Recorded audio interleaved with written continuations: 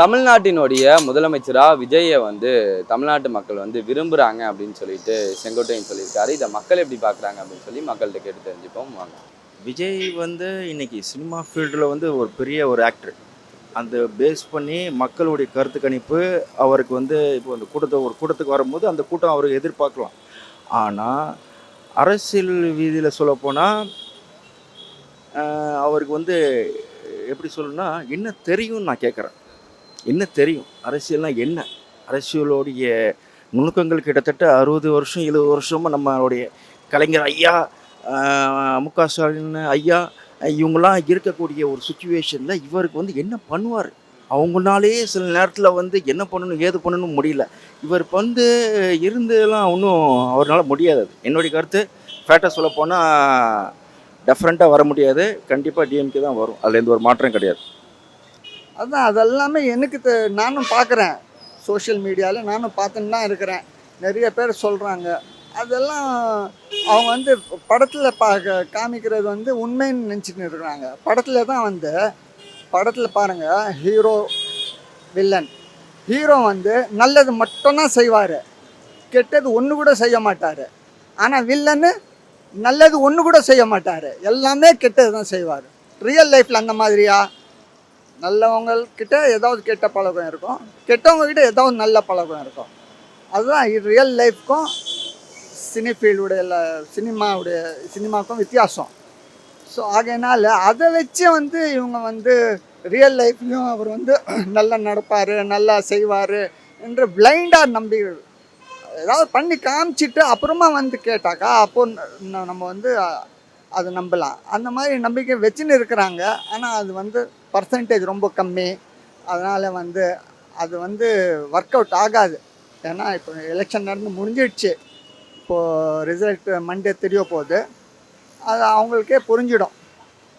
அதுக்கப்புறம் 5 இயர்ஸ் அவருக்கு வந்து டைம் இருக்குது. அந்த 5 இயர்ஸில் அவர் என்ன செய்கிறாரு அதை பார்த்துட்டு மக்கள் வந்து அடுத்த எலெக்ஷனில் முடிவு பண்ணுவாங்க. அதாப்பட்டது மக்கள் விரும்புகிறாங்கன்றதில்ல.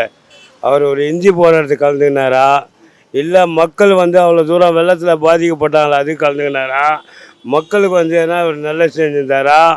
அவர் வந்து எதுவுமே. ரெண்டாவது வந்து கொரோனா வந்தது, கொரோனாவில் வந்து பார்த்தாரா? நான் மக்களுக்கு கொஞ்சமாவது யோசனை வேணும்.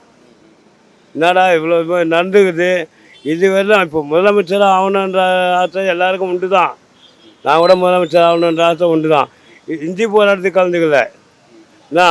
ரெண்டாவது வெள்ளம் வந்தது, அதுக்கு வரது எட்டி பார்க்கலை. மூணாவது கொரோனா வந்தது, எட்டி பார்க்கலை. எவ்வளோ குழந்தைங்க பாலுக்காக கஷ்டப்பட்டதுன்னு நாங்கள் பொதுமக்கள்கிட்ட நாங்கள் கண்ணால் பார்த்துக்குறோம். நாங்கள் வந்து குழந்தைக்கு பால் இல்லாத தாய்மாருங்க எவ்வளோ கஷ்டப்பட்டுக்கிறாங்கன்றதை நாங்கள் பார்த்துக்குறோம். சரிங்களா? நீ இதெல்லாம் செஞ்சிருந்து நீ முதலமைச்சர் ஆகணும்னு சொன்னால் மக்கள் ஏற்றுப்பாங்க. நீ எதுவுமே செய்யலை, எட்டி கூட பார்க்கல, அது எப்படி முதலமைச்சராக வர முடியும் சொல்லுங்க? செங்கோட்டையன் சொல்ல தான் செய்வார், மக்கள் சொல்லலையா? மக்கள் சொன்னார்ந்து அவர் தான் சொல்கிறாரு. ஆனால் எனக்கு ஒன்றும் அப்படி ஒன்றும் தெரில. ஏன்னா இப்போ முதல்வர் ஸ்டாலின் வந்து 234 தொகுதி போய் சுற்றுப்பயணம் செஞ்சுருக்காரு. எந்த எதிர்ப்புமே கிடையாது. இப்போ நான் கூட தான் ஓட்டு கேட்டு போயிருக்கோம். நானே வந்து இப்போ வந்து எழும்பூர் பகுதியில் போய் ஓட்டு கேட்டிருக்கேன். நம்ம பிரசன்னா, தமிழன் பிரசன்னாக்காக போயிருக்கோம். ஆனால் மக்களிடத்தில் வந்து எந்த எதிர்ப்பும் கிடையாது. எல்லாம் அமோகமாக வெற்றி பெறுவார். என் கணிப்புப்படி பார்த்தா 180 சீட்டு வருவார். திமுக கூட்டணி வந்து அமோகமாக வெற்றி பெறும். அடுத்த முதல்வர் வந்து முக ஸ்டாலின் தான். இவர் சொல்லிக்கிட்டே இருக்க வேண்டியதான், எல்லாருக்கும் முதல்வர் ஆகணும்னு ஆசை இருக்குது தெரிஞ்சுக்கும். அப்படி சொல்லிக்கிட்டே இருக்க வேண்டியது செங்கோட்டையன். சிரிப்பு தான் வருது. இன்னும் ஒரு நாள் இருக்க இடையில உண்மை நிலவரம் தெரிஞ்சுப்போம். செங்கோட்டையனுடைய ஆசை, செங்கோட்டையன் பெரிய கனவு கண்டிருக்காரு. அவர் வெற்றி பெறுவார்னு நினைக்கிறேன். ஏன்னா இண்டிவிஜுவல் செல்வாக்குள்ள, ஒரு தனிப்பட்ட செல்வாக்குள்ள ஆள். செங்கோட்டையன் வெற்றி பெறதுக்கு வாய்ப்பு இருக்குது. தமிழ்நாடு முதல்ல விஜய்க்கு எப்படி செல்வாக்கு இருக்குன்னு அவரால் சொல்லணும். அதான் அவருடைய ஆசை, அவங்க ரசிகர்களோட ஆசையாக இருக்கலாம், அது கனவாக இருக்கலாம், அது அபாரிதமான ஒரு நினைப்பாக தான் இருக்கும். அந்த அளவுக்கு இல்லை, இந்த வாட்டி அந்த அளவுக்கு இல்லை. அது விஜய் வந்து ஓட்டு வரிப்பார். ஒரு தொகுதியில் வந்து 20,000 ஓட்டு அதுக்கு வரைக்கும் வாங்க முடியும். அது எப்படி சீட்டாக கன்வெர்ட் ஆகும்னு சொல்ல முடியாது. சீட்டாக ஒரு தொகுதியில் ஜெயிக்கிறனால கிட்டத்தட்ட 1 லட்சம் ஓட்டுக்கு மேலே வாங்கணும். 1 லட்சம் ஓட்டு ஒவ்வொரு தொகுதியில் எப்படி வாங்க முடியும்? 5 முனை போட்டி. வாய்ப்பில்லை, ரொம்ப கம்மி. அது அவங்களுடைய கனவு, அவ்வளோதான். மக்கள் விரும்புகிறாங்கன்னா மக்களுக்கு வந்து ஒரு இதுதான் ஒரு அஃபெக்ஷன். இப்போ நாளைக்கு அந்த இதில் வந்து சூப்பர் ஸ்டார் ரஜினிகாந்த் வராரு வைங்களேன், அவரும் அதே மாதிரி பைக்கில் வண்டியில் வராரு, அதே கூட்டம் டபுள் மடங்கு இருக்க தான் செய்யும், அந்த கூட்டங்கள் இருக்க தான் செய்யும். அதனால மக்கள் எல்லாருமே ஓட்டு போட்டுருவாங்களான்ட்டு நம்மளால் கணிக்க முடியாது. புரியுதா உங்களுக்கு? வந்தாலும் அதை ஹேண்டில் பண்ணணும், அது எப்படின்ட்டு சரியாக தெரியல நம்மளுக்கு. அது வந்து இப்போ எல்லாருமே ஒரு சினிமா தோற்றத்தில் இருக்கிறனால விஜய் வர்றது அவருக்கு எதுவுமே ஒரு இது இல்லை, எக்ஸ்பீரியன்ஸ் எதுவும் இல்லை. சினிமாலேருந்து நேராக வந்து அரசியல் பண்ணுறதெல்லாம் வந்து சாத்தியமே இல்லை. சொல்கிற வார்த்தைக்கு நம்ம நடைமுறைக்கும் ஒத்து வராது. ஒரு அனுபவத்துக்கு சின்ன கீழேருந்து மேலே தொன்று வந்தது. அது இப்போ நடக்கிற ஆட்சியோட அமோக ஆட்சி மாதிரி வேற எல்லாரும் நடத்த முடியுமானா முடியாது.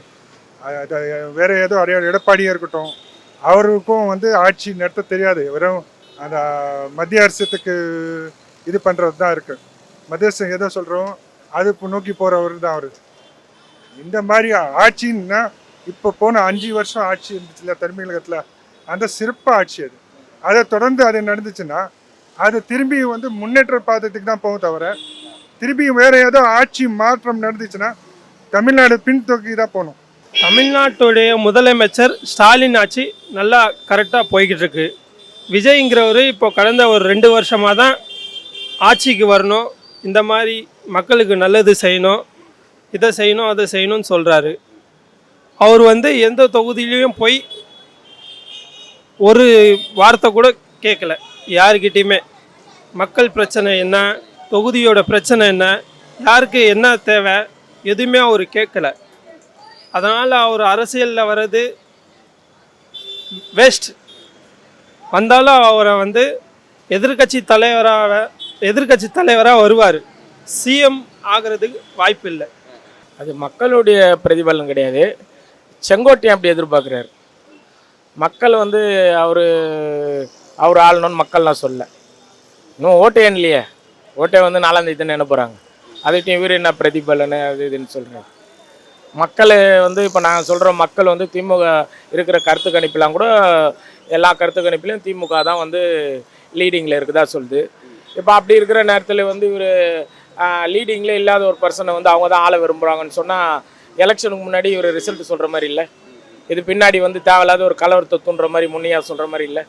அப்படி தானே இருக்குது. இது இவங்களாவது திமுகவாது இந்தி போராட்டத்துக்கு கலந்துக்கினாங்க, சில இடத்துல மக்களை வந்து பார்த்தாங்க, கொண்டாங்க, செஞ்சாங்க. இவர் இது வரையில் வந்து எதுவுமே எட்டி பார்க்கலை.